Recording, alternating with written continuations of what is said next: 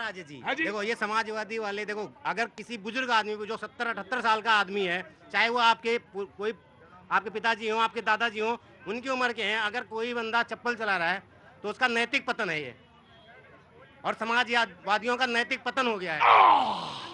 एक बात बता दें जुबेर भाई, इस मुल्क में फकीर ही ऊपर पहुंचा है, ये बात ध्यान रखना जी। मैं ना ना ना ना ना ना, और ये तुम तय नहीं करोगे जी। हाँ जी जनाब अली, कहाँ से आना हुआ? मैं सुल्तानपुर से, बोलिए।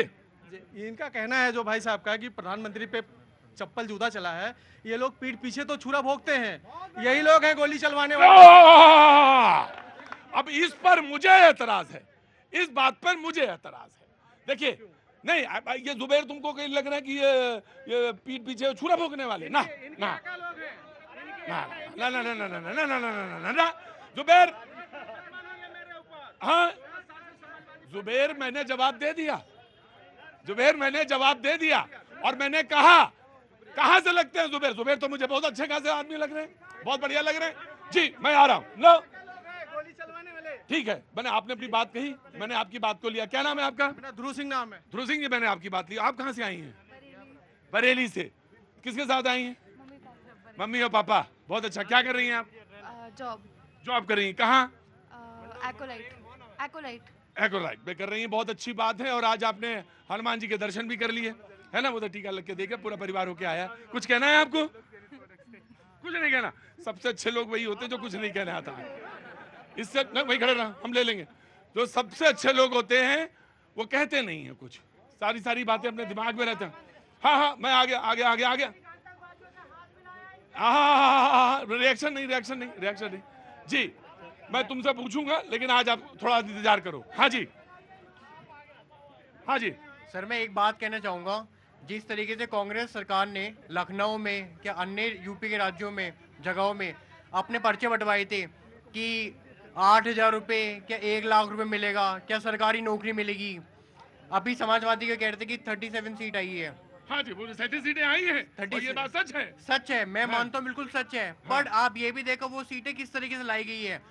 कुछ भी कह लो, आया ही इस बार दोबारा मोदी जी आए हैं, और आगे भी मोदी।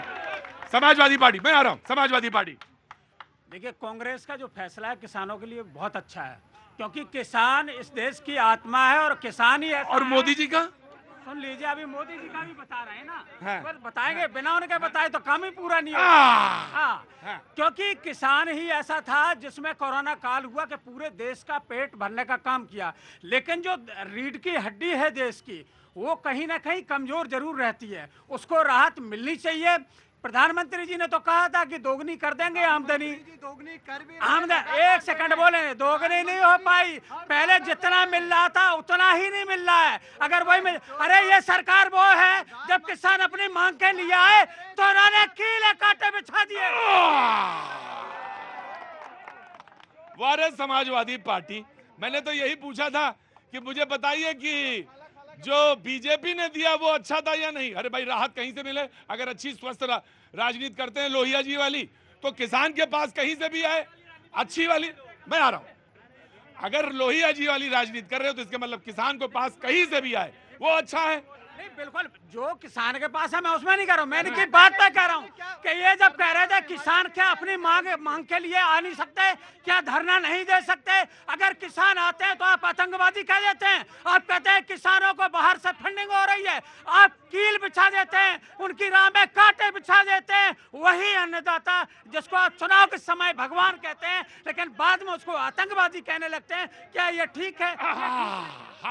जी, इसी अन्नदाता को, देश के भगवान को, देश की आत्मा को अपाहिज बनाने का काम विपक्ष करता है। अपाहिज बना के व्हील चेयर पे बिठा दो, कर्जा दो, माफ करने का शगुफा दो, और उसके बाद माफ ना करो। देखिए, एक हम लोगों को एनसीआरबी के आंकड़ों को देखना पड़ेगा। प्रत्येक दिन 24 किसान औसतन आत्महत्या कर रहे हैं। ये रिपोर्ट मैं नहीं लाया हूँ। यानी प्रति घंटा एक किसान इस देश में आत्महत्या कर रहा है, और आत्महत्या का सबसे बड़ा कारण है सर उनका कि वो कर्ज में डूब जाना। कहाँ का आंकड़ा है? एनसीआरबी के आंकड़े, जो उन्होंने आंकड़े जारी किए हैं, केंद्र सरकार के आंकड़े, उन्हीं के आंकड़े मैं बता रहा हूँ। और उसमें यह भी वर्णन बताया गया है कि जो वो कर्ज में डूबे हुए वो सबसे बड़ा कारण है। ऐसे स्थिति में किसानों को कर्ज जाल से आपको बाहर निकालना पड़ेगा। ठीक, मैंने मान लिया आपकी बात। मैं आंकड़े चेक कराऊंगा। जी जी प्रतीक जी, अभी चूंकि विषय गंभीर है, मैं सबसे आग्रह करूंगा जरा ध्यान दीजिएगा। अभी किसानों की बात की और बात आती है MS स्वामीनाथन रिपोर्ट की बात आती है, जो कि 2004 से लेकर 6 में 2 वर्ष में तैयार की गई थी। भाई हल्ला नहीं, एक मिनट।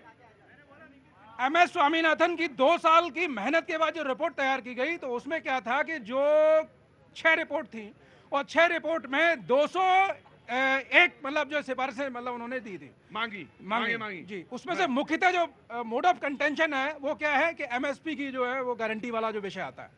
पूरी रिपोर्ट में कहीं पर भी उन्होंने कानूनी गारंटी की बात नहीं की है। MS स्वामीनाथन की रिपोर्ट का मैं जिक्र कर रहा हूं, नंबर 1। नंबर 2, लागत के उन्होंने 3 फॉर्मूले दिए हुए, A2 दिया, A2 प्लस FL दिया, C2 प्लस 50% दिया। A2 क्या है कि किसान की जो फसल है उसकी पैदावार में जितनी भी नकदी जो है खर्च होती है वो A2 फॉर्मूला है। A2 प्लस FL क्या है, नकदी प्लस फैमिली का जो लेबर कॉस्ट है वो है।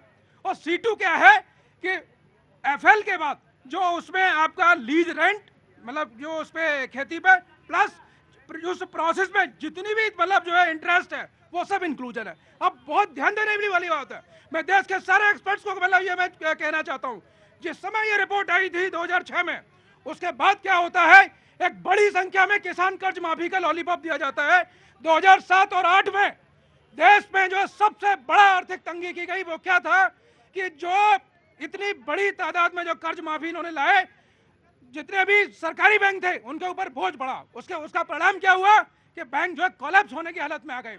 अभी मैं आ रहा अरे मैं एक भी बात सुनिए,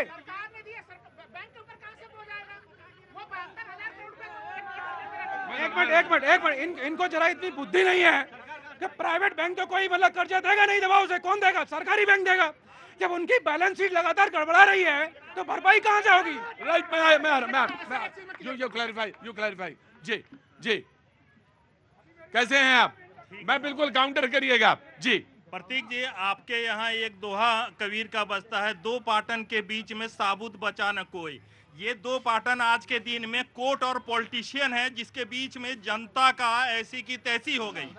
आज सर देखिए कि नीट में 24 लाख स्टूडेंट थे और 24 लाख स्टूडेंट के साथ जो है 2 माँ बाप के हिसाब से और भाई बहन को ये जोड़ लीजिए तो वो करोड़ों लोगों का सपना था।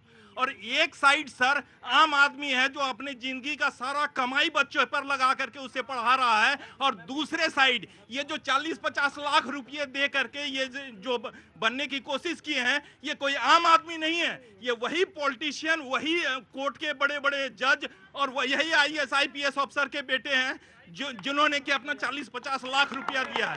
करोड़ों लोगों का सपना खत्म हो गया।